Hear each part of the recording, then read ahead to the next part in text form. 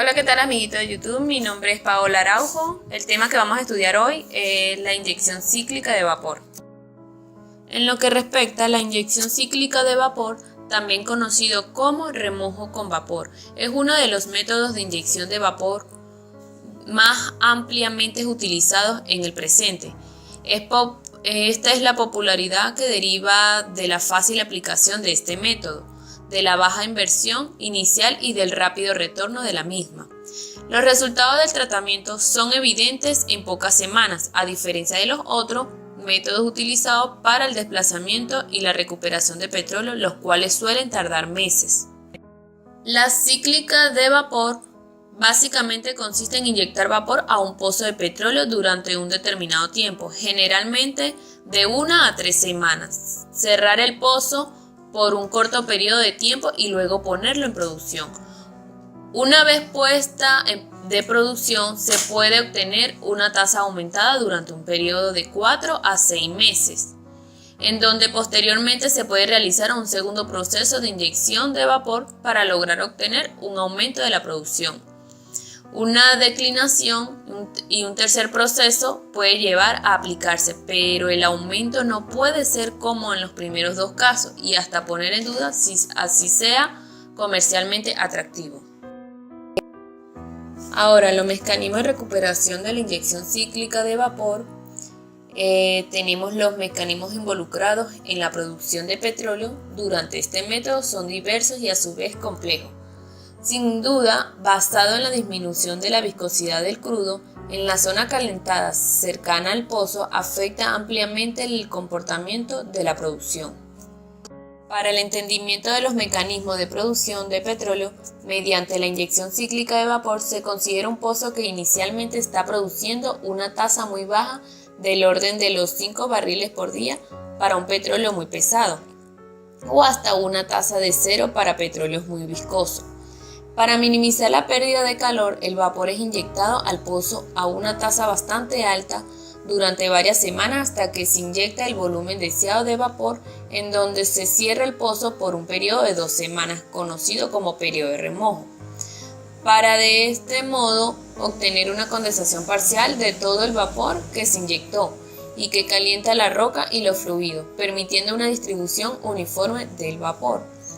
Cabe resaltar que el tiempo de remojo es una parte integral del proceso de inyección cíclica, motivado a que los grandes volúmenes de vapor condensado en un corto periodo es pequeña o que el tiempo de remojo como tal representa una pérdida en la producción. En lo que respecta a la inyección cíclica de vapor, en este proceso o en este caso se puede esperar una expansión térmica de los fluidos contenidos debido a una disminución de la viscosidad de petróleo dentro de la zona de vapor. Otra sería antes de poner en producción el pozo. Gracias a este mecanismo obtenemos petróleo con una gran movilidad, por lo que cuando comienza su producción la presión disminuye, dando paso a diferentes mecanismos de producción, los cuales ayudan a subir el petróleo a la superficie en una tasa aún mayor que la industria original. Y como para el primer ciclo se cuenta con una gran tasa de gas, el cual es forzado a una solución junto con el petróleo, lo cual ayuda a la expulsión del mismo. Esta fuerza de expulsión deriva del gas que se contiene en solución y que es producido casi todo en el primer ciclo. Si se cuenta con una formación de buen espesor y pocas barreras horizontales, a medida que se va produciendo el petróleo de las zonas calientes, este es sustituido por otro más proveniente de la zona fría. Para una razón de 15 a 1 en lo que es la producción de vapor en barriles normales, equivalente de agua para el vapor y barriles normales de petróleo, para lo que equivale a una tasa de eficiencia, planteando esto como límite superior a una eficiencia de 100%. Para dar entendimiento a la inyección cíclica de vapor, tenemos un ejercicio propuesto que vamos a explicar a través del método de Bober y Lance, que dicta que en un proyecto de inyección cíclica de vapor se inyectaron 1.370 barriles por día de vapor equivalentes de agua a una presión de 1.600 LPCA y 80% de calidad de la cara de la arena productora. El espesor de la arena es de 55 pies, la permeabilidad es de 2,5 Darcy y el tiempo de inyección fue de 35 días. Nos permiten calcular la tasa de producción estimulada a los 10 días de terminar la inyección. La viscosidad del petróleo que nos da es de 156.210,4 centipoise a 60 grados Fahrenheit y 222,13 centipoise a 200 grados Fahrenheit. La densidad del petróleo es de 60 libras sobre pies cúbicos. La densidad del agua es de 62,4 libras sobre pie cúbico. El calor específico del petróleo es de 0,5 BTU sobre libras por grado Fahrenheit. La relación gas-petróleo es de 0,00 pies cúbicos normales sobre barriles normales. La relación agua-petróleo es de 1,0 barriles normales sobre barriles normales. La presión en el fondo del pozo es de 87 LPCA, la presión en el límite exterior es de 400 LPCA y la temperatura original del yacimiento es de 70 grados Fahrenheit. La conductividad térmica y difusividad térmica de la formación adyacente son de 1,4 BTU sobre horas por pies por grado Fahrenheit y 0,04 pies cuadrados sobre hora, respectivamente, y la capacidad calorífica de la arena es de 35 BTU sobre pies cúbicos por grado Fahrenheit. El radio de drenaje es igual a 70 pies y el radio del pozo es de 0,33310. Considere la presión, nos mandan a considerar la presión constante en el límite exterior de la. En cuanto a la resolución del ejercicio, calculamos el paso número 1, donde nos dice que la temperatura de saturación y el calor latente de vaporización a 1600 LPCA. Para este caso nos vamos a las tablas de vapor, donde nos da una temperatura de saturación a 604,19 grados Fahrenheit de esa misma presión y un calor latente de 540,13 BTU sobre libras. En el paso número 2, calculamos la tasa de inyección de calor al tiempo, donde nos dice que el caudal es igual a 350 sobre 24 por la tasa de inyección de vapor, que esto a su vez se multiplica por la diferencia de la entalpía agua saturada y la entalpía disponible, más la calidad de vapor en fracción por el calor latente de vaporización. Sustituyendo al lado, los datos que nos da la tasa de inyección es de 19.305.749 BTU sobre hora. Para el paso número 3 nos dice que calculemos el tiempo dimensional, donde nos da 4 veces la conductividad térmica de la formación por la capacidad calorífica de la formación adyacente entre la capacidad calorífica de la arena. Todo eso se multiplica por el tiempo entre el espesor al cuadrado, donde al lado sustituimos y nos da un tiempo dimensional de 0,0444. Pasamos al paso número 4, donde tenemos que calcular F1 y nos da de fórmula F1 es igual a tiempo dimensional ya calculado entre 1 más 0,85 raíz de tiempo adimensional.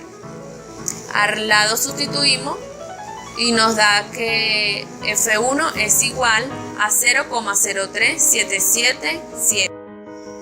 Para el paso número 5 se calcula el área de la zona calentada, donde nos dice que el área de la zona calentada es igual a caudal por la capacidad calorífica de la arena por el espesor total por F1 entre 4 veces la conductividad térmica de la formación adyacente por la capacidad calorífica de las formaciones adyacentes.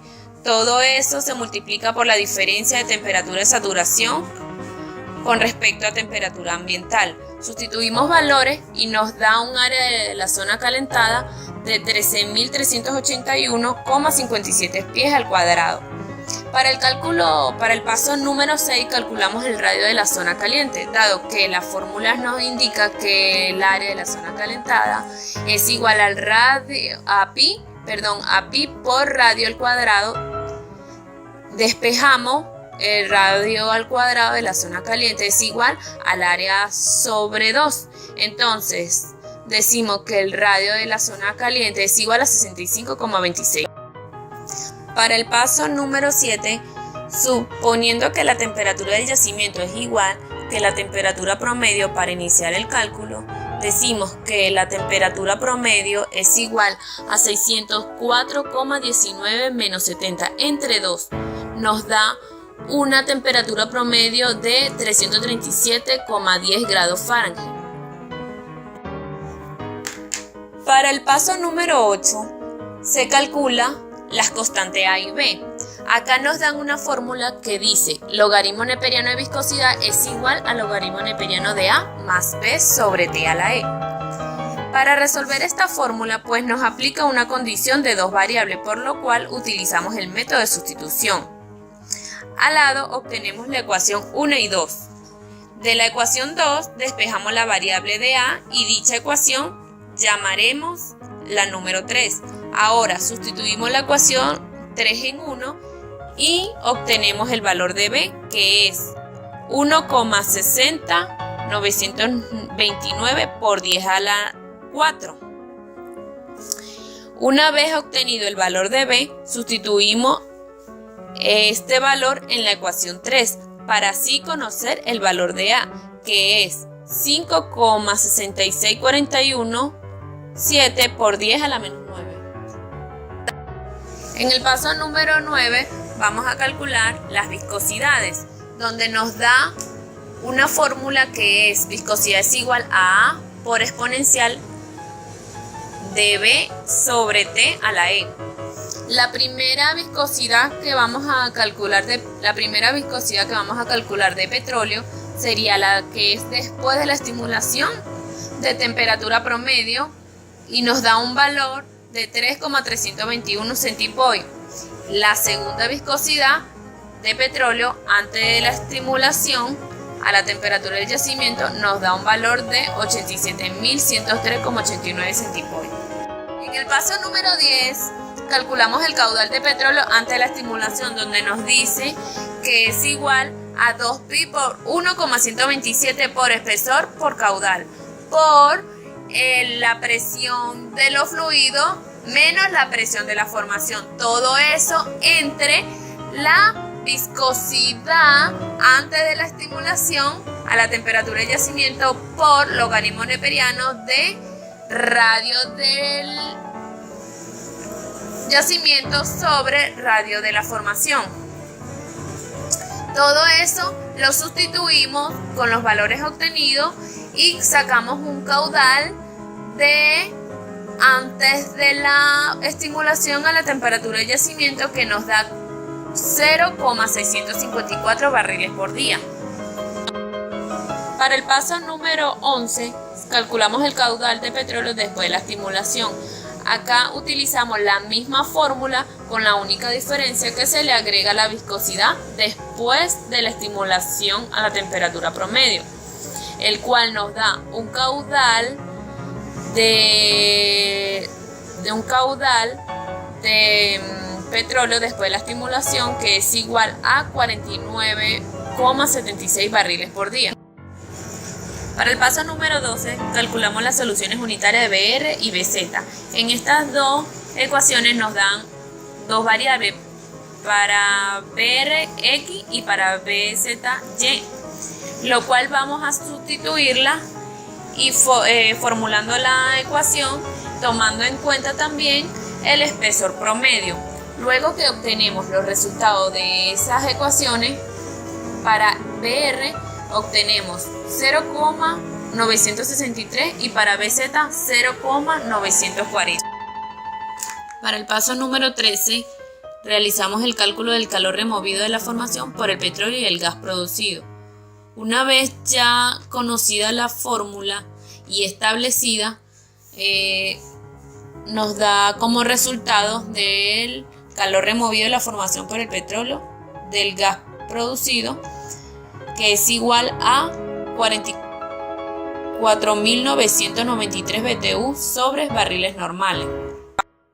En el paso número 14 calculamos el agua producida en estado de vapor, donde nos dan unos ciertos criterios, por lo que primero debemos conocer la presión de saturación, que es de 118,62 LPSA, para compararla con la presión de la formación, que es de 1600 LPSA, donde aplica el primer criterio, el cual establece que si la presión de saturación es menor a la presión de la formación, entonces la razón de gas en solución es igual a la razón de agua-petróleo,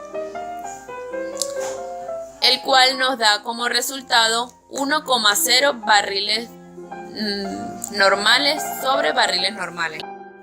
En el paso número 15 nos da una fórmula para el cálculo de calor sensible y latente removido de la formación por el agua y el vapor producido, el cual se realiza un procedimiento y se sustituyen ciertos valores, donde nos da un resultado para el cálculo del calor sensible y latente removido de la formación por el agua y el vapor producido, que es igual a 397.298,35 BTU sobre barriles normales.